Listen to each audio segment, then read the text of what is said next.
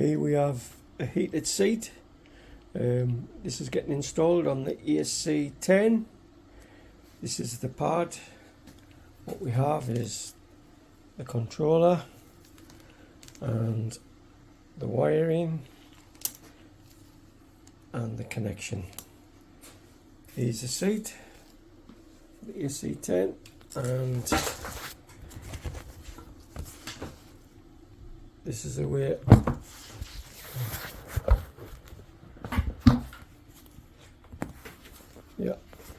so we've got to remove the seat cover and install the pad. At the same time, while we've got the seat cover off, we're going to remove the sensor that makes a bleep, and then we can fetch the heated pad through that hole, the cable.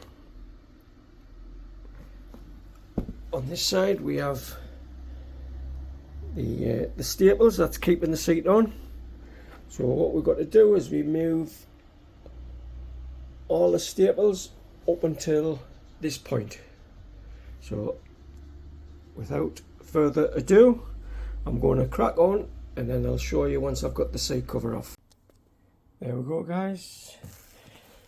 One seat cover removed to expose the plastic and the foam. So yeah, as you can see, there's a sensor underneath there, so that needs to be removed, and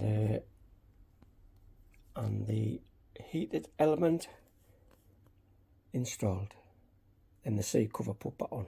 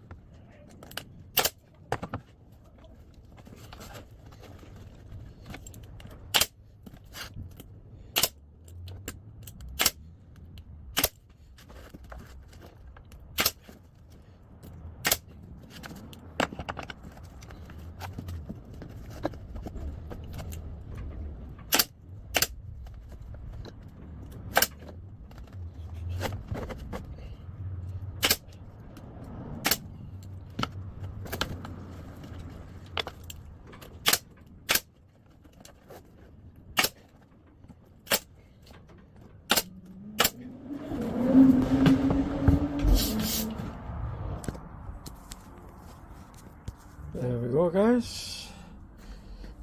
Just needs smoothing up with a little bit warm air, but yeah.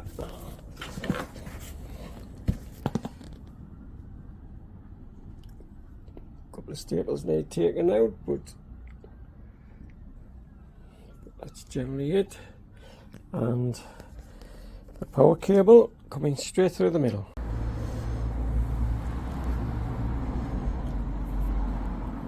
Heated seat on the AT10, all fully complete now. The switch is mounted at the front to switch it on, turn the lights on.